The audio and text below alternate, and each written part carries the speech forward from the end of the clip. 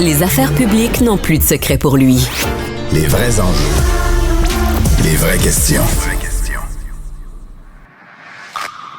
Qu'est-ce qui s'est passé? Moi, je pense que c'est banal parce qu'on a confondu des affaires qui ne devraient être jamais confondues. Surtout, l'idée de se préoccuper de ce qui est fait et bien fait. Stéphane Bureau. Bonjour Stéphane. Salut Mario. On s'est laissé hier en parlant de grands quotidiens qui avaient pas fait cet éditorial presque classique, presque automatique d'appui aux démocrates, dans ce cas-ci à Kamala Harris. Et il y a le Washington Post dont le célèbre propriétaire a décidé de s'expliquer. Oui, je te laissais sur une question. Est-ce qu'il est possible que des milliardaires, propriétaires de journaux, aient aussi des intérêts d'affaires? Oui. Alors, pour dissiper tout malentendu, Jeff Bezos a décidé de publier une lettre à son tour dans le Washington Post en fin de journée hier, parce qu'il y a des abonnés nombreux qui ont choisi de renoncer à leur lecture quotidienne du Washington Post, tout indignés qu'ils étaient de ce que le journal, la section éditoriale du journal, ait refusé ou n'ait pas pu appuyer officiellement Kamala Harris parce qu'on sait que c'était la position éditoriale du journal. Or, M. Bezos a précisé il n'en est rien, ce n'est pas une intervention du propriétaire pour faire taire des voix, mais au contraire, notre volonté de changer la pratique éditoriale du journal et de faire en sorte que nous ne nous prononcions pas pour un candidat ou un autre parce qu'on doit laisser les électeurs souverains faire leur choix. Et c'est une manière, dit-il aussi, de rétablir, parce qu'on part d'une conversation qu'on a eue aussi la semaine dernière, de rétablir la crédibilité des médias qui est particulièrement esquintée en ce moment et qui, dans le contexte de cette campagne, joue des tours, dit-il, puisqu'on ne sait plus à qui se fier. Nous devons faire en sorte de reprendre le haut du pavé, nous, les journaux traditionnels, les médias traditionnels, réhabiliter notre réputation. Sinon, ce sont les podcasters et les autres influenceurs qui auront le gros bout du bâton. Donc, il prend presque la campagne de M. Trump, je dirais au mot, qui a choisi de mener une campagne justement auprès des podcasteurs plutôt que des médias traditionnels et souligne à gros traits qu'en ce moment, la réputation des médias et des médias traditionnels est en dessous de celle des politiciens qui, historiquement, tu le sais, n'a jamais eu très bonne réputation. Mais je te le disais, c'est 8% des Américains, je ne parle pas des démocrates ou des républicains, 8% selon Gallup, qui font parfaitement confiance aux médias traditionnels. Et c'est dans ce contexte, dit M. Bezos, mais peut-être que c'est un peu cousu de fil blanc tout ça, qu'il a choisi de concert avec son équipe de rédaction d'éviter d'appuyer officiellement Mme Harris. Mais il y a des désabonnements, là, on a vu passer ça, mais il y a aussi, ça semble brasser dans son équipe éditoriale, dans son équipe de journalistes, ça semble brasser dans la... Ouais, c'est ça, là.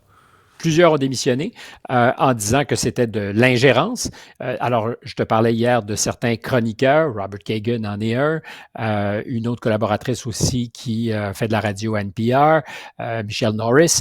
Et là, c'est une partie de l'équipe éditoriale qui a choisi de voter avec ses pieds puis de dire non, il n'est pas question, on ne peut pas travailler dans de pareilles circonstances. Alors, combien de ces journalistes ou des gens de l'équipe éditoriale choisiront de démissionner, de quitter l'institution dans un contexte où le Washington Post avait mis à pied l'an dernier, je pense, 120 journalistes parce que ça va mal. Le modèle d'affaires n'est pas très, très bon. S'il y a quelqu'un qui a permis aux journaux de survivre en 2016, c'est peut-être Donald Trump parce que jamais le New York Times, par exemple, ne s'était si mieux porté que pendant les semaines et mois qui ont précédé la campagne électorale ou les élections et pendant les années de M. Trump où, évidemment, parce qu'il est polarisant, on a vendu de la copie. Mais c'était aussi vrai de CNN. CNN a fait une année ou 2 années extraordinaires de code d'écoute à parler contre Trump de 6 heures du matin à minuit, tous les jours. Je dirais à 5h59 le lendemain, 24 heures par jour. Et c'est une évidence. Mais là, donc, combien de ces journalistes qui ont des principes au Washington Post, parce qu'ils estiment que le propriétaire en a trop fait, choisiront de démissionner, justement, sur une base éthique? Mais il faut voir qu'il n'y a pas tant d'endroits de perchoirs où on peut aller à nouveau travailler, parce que ce n'est pas qu'au Canada et au Québec qu'on voit qu'il y a une crise des médias. Aux États-Unis, c'est probablement un des secteurs d'emploi qui est les plus malmenés. Ouais. On revient sur ce rassemblement à Madison Square Garden et les propos d'un humoriste qui n'était pas un des speakers principaux, qui n'était pas un orateur important, là, qui arrivait au tout début pour réchauffer le réchauffement du début du réchauffement de la salle, a quand même fait beaucoup de dommages. Cette attaque à Porto Rico, et moi, la question que je me posais, c'est est-ce que ça pourrait rejaillir sur l'ensemble du vote latino? Parce que M. Trump performait bien dans le vote latino, mais est-ce que ça pourrait insulter autant les gens de Porto Rico? Est-ce que ça pourrait rejaillir sur le vote latino un peu partout dans les États du pays? Alors, première, je dirais, affaire, c'est pour ça, hier matin, quand on a commencé à en parler, je t'ai souligné qu'il y avait eu des propos qui étaient malveillants, racistes, je laisserai à d'autres le soin de les caractériser, mais c'était certainement de très mauvais goût, puis probablement, effectivement, raciste, avec cet humoriste qui a, tu l'as souligné, commencé à réchauffer avant le réchauffement de la soirée, parce que ça a duré 4 heures, mais c'est une erreur tactique de la part de la campagne, parce que personne a vu ses propos vérifiés à l'avance. On est à une semaine du grand rendez-vous électoral. Tu veux bien dire que chacun est libre de sa parole.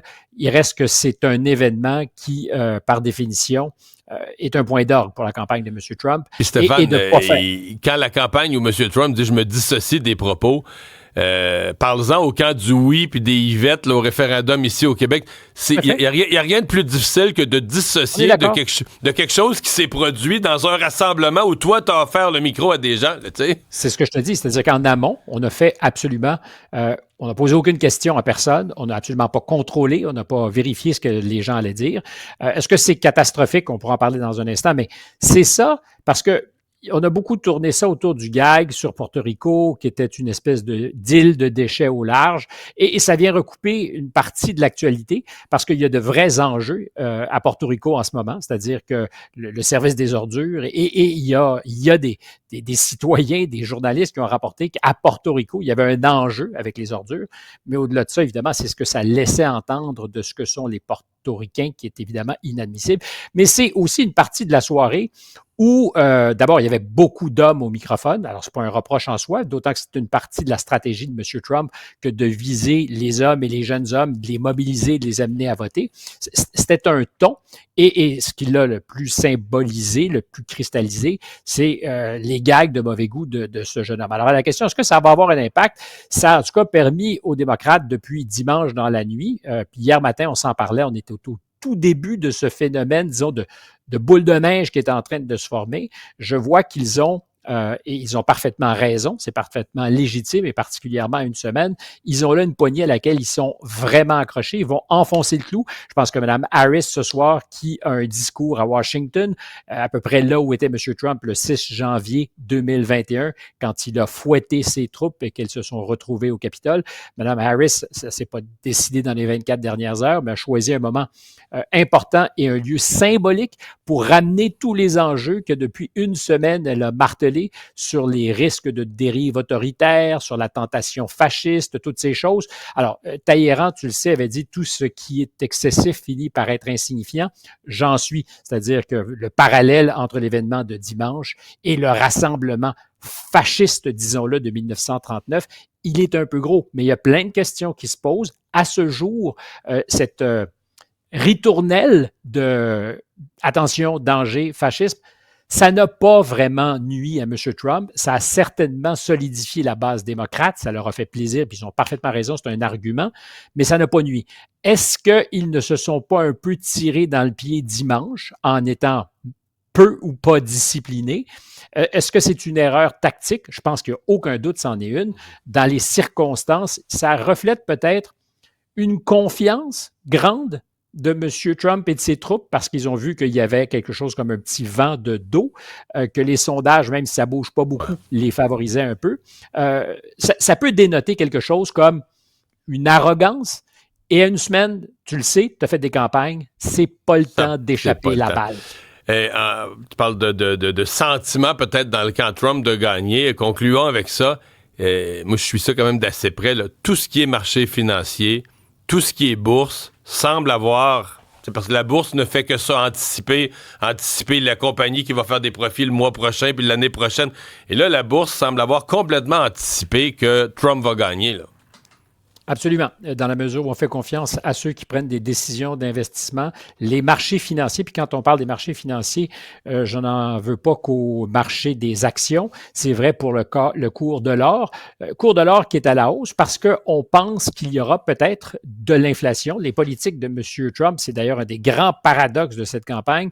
Je l'ai dit, je l'ai répété, l'enjeu, la question de l'urne, c'est le pouvoir d'achat, c'est l'inflation et on choisit M. Trump pour lutter contre les 4 dernières années de l'administration Biden. Or, quand on met bout à bout toutes les promesses de M. Trump, la hausse des tarifs en particulier, l'effet stimulant que ça pourrait avoir justement sur la bourse, t'en parles, parce qu'il y aura peut-être des réductions d'impôts pour les entreprises, pour les particuliers dans un contexte fiscal extrêmement difficile.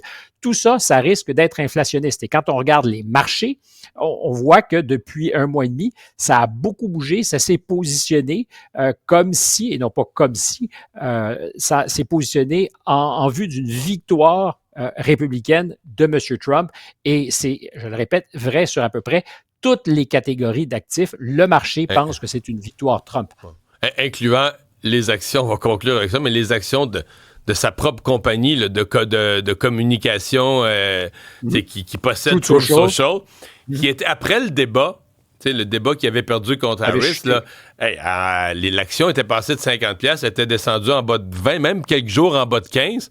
Là, elle est remontée à 45 un matin. Là, ça veut dire je comprends que tu es actionnaire de la compagnie, Mario. Tu as l'air à suivre ça de près. Je ne le suis pas. Ben, je suis ça de près parce que je trouve que c'est un indicateur de ce que Wall Street pense totalement. On appelle un proxy. Mais si tu me le demandes après coup, je me dis, est-ce que j'aurais dû en acheter à 12$? C'était à 45 hier, peut-être. J'aurais quadruplé mon argent. La fortune présumée électorale de M. Trump a dopé le cours de ses actions, mais ça a un impact, je pense, aussi sur l'ensemble des marchés. Écoute, les chiffres, par ailleurs, sont bons. Quand on regarde, quand on s'intéresse à ces choses-là. Il y a des profits au rendez-vous. Ça fait plusieurs trimestres qu'on dit que l'économie va s'essouffler. Il se trouve que les entreprises américaines arrivent encore l'économie à va bien. des profits. L'économie va mais bien. aussi, il y a quelque chose comme le facteur Trump qui ajoute à ce que ça vient doper les cours parce qu'on pense qu'il va être bon pour la bourse.